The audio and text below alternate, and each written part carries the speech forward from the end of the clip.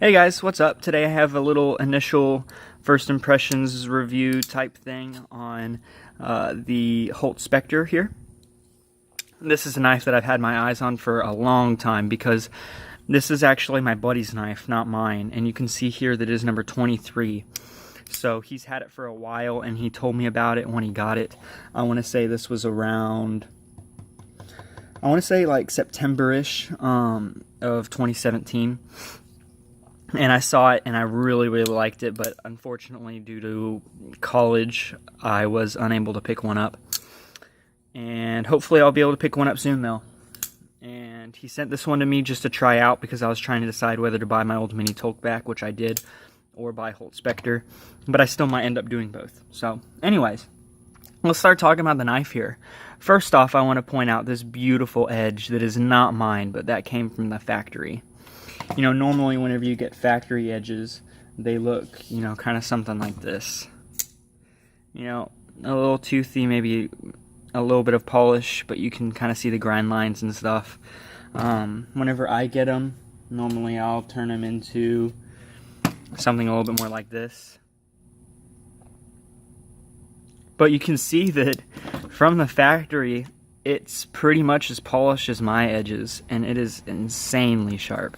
So that's a big plus. I really like that because I just like the way a polished blade looks, and also it's going to be really easy to touch up because it's polished and all of that. Another thing is you have this just very beautiful Shiro Gorov type blade shape. Just very classic, very clean, flat ground, fairly thin stock. Let's compare it to the Swish buoy here. You can see it's about the same. And so it gets very thin behind the edge. You can see here, great slicer. Excellent. It's got, you know, some flat portions, but it's got some belly coming along with it too. It's not my favorite blade shape personally. My favorite is probably the blade shape that's on like the Mini Tolk, where it's kind of a continuous belly. But this is pretty great too. You can see the finish on this. This is actually their satin finish. I don't know if they changed that as of late, but if you can tell, the camera's picking it up. There's really no grind lines on there at all, and it's much more like a bead blast to me, personally. Now, they have a custom pivot, but one thing that's great about this knife actually is that you can change the finish. They have a mirror finish. They have a stonewash finish that's kind of like this one on the Swish buoy. And if I were to get one, I'd probably get the stonewash finish because I've talked about many times how this type of stonewash is my favorite overall. But they offer a satin finish, a stonewash finish, a polish finish. I don't think they offer a DLC finish, but I think that you could have some really cool looking Specters if they added DLC finish. So anyway, that's some of the customization that's available as far as the blade goes. They have a bunch of different pivot options, but this one looks really cool. You can see the impressive milling in there, little holes and dots. Beautifully done. There's no mess ups or anything in there. Along with the handle, this is a pinstripe version. You can also choose between a starburst or just a flat titanium. But you can see how great the milling is here. There's no imperfections at all whatsoever.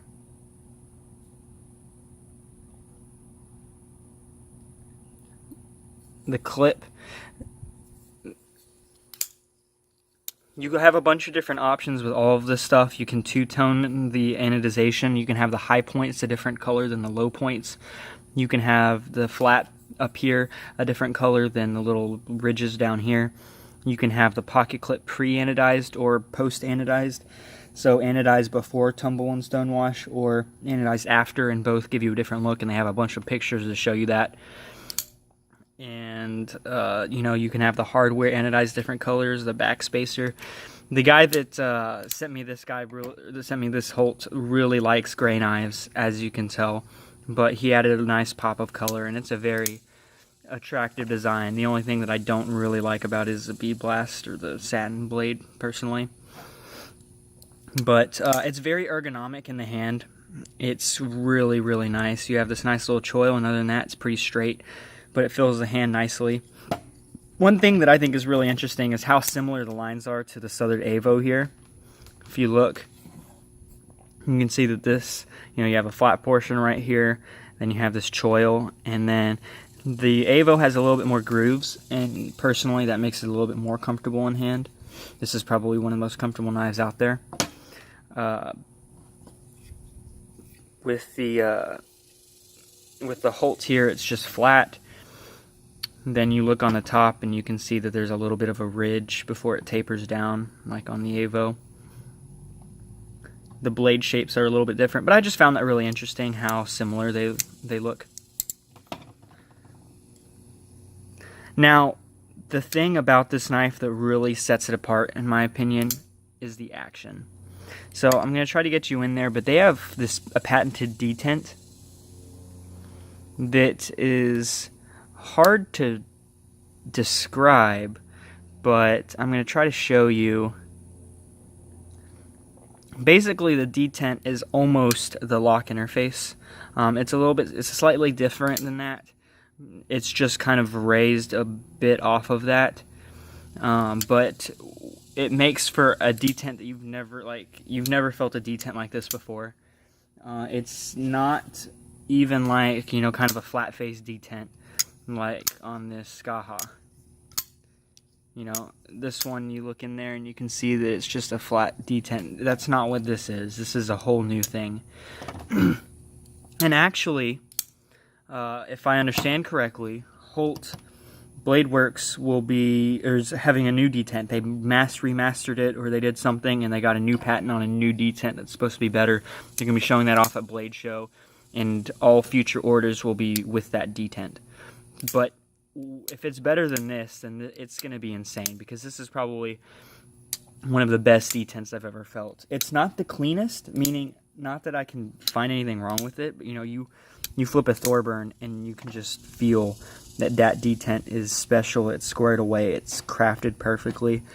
You don't necessarily get the same sense or the same feel from this guy, but it's definitely something that you can tell they put a lot of effort into. They did really well. It's light, but I have yet to not flip this. I can't get it to partial open. Oh my gosh, that's insane. I try with the Skaha. Oh, I can't with the Skaha either. And the Souther is a great flipper too, but I can get it to... Oh, man. Oh my, there we go. See? I got it to not engage fully. Now it just did. But it is impossible. Oh, wow, right as I say that. There we go. If I just kind of barely put enough pressure on it. But my point remains, it's going to be pretty impossible to misfire this unless you're intentionally trying to do it. It's got a lot of fit and finish details that I really like. The crown spine I wasn't expecting, and I really like. It's not crowned to the same level as something like your Sebenza, your Swish Buoy, but it's definitely crowned and it feels nice. I like that they added the little finger well. That's one of my favorite things to find on a flipper, and it's one of the only knocks that I can give on my Mini Tolk, which other than that, I think it's the perfect knife. And honestly, the Mini Tolk doesn't need it. I just kind of like it just to be there. It's nice and chamfered. Not really getting any hot spots at all off of this at all. It's like I said, it's featuring an over travel and a lock face there. I like how each one is individually numbered. So, I mean, that's about it. As far as weight goes, it's probably right around the same as the Swish Buoy. It's not quite as light as something like the Skaha, which is understandable because the Skaha is only full G10 on that side. But it's just amazing. If you like what you see here, you like the you like the idea of the detent and stuff. If you're going to Blade Show, go to their table first, because they have only a limited number of Holts, and you have the chance of getting one without having to wait. I think 12 weeks is what their books are. But anyway, you get to choose a bunch of different options. Look on their website, see the different options. They give you a bunch of different anodization colors that you get to choose. It's just, they have a really good setup here on a really well done knife. It's got an amazing fit and finish. Just crafted perfectly, got beautiful aesthetics. It's a great slicing knife.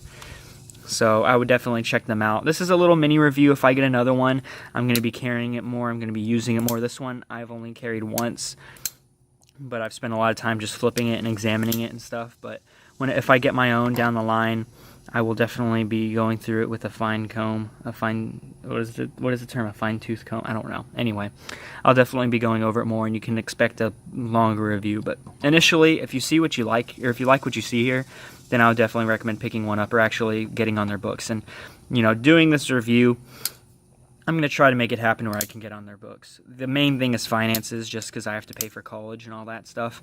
But I think they have a $100 deposit fee, and I can manage that. And if I just work my butt off the rest of the summer, and which I was planning on doing anyway, I might be able to pick one up, and then you can expect a longer review. So I hope you enjoyed this one. Next will be the Skaha. This one is actually mine, not a loaner, and I love it so much. It's not going anywhere. And I'm actually going to be taking it on a camping trip and using it a lot there. I feel like this is a great camping knife because it's only G10, it's light, it's got a nice slicing blade for feathering and that sort of thing. I'm not talking about a main camping blade, but definitely a side one. But after that, and after a little bit more EDC and maybe a sharpening from me, you'll see a review on this guy too. So anyway, y'all have a good one, guys, and I'll catch you all in the next video.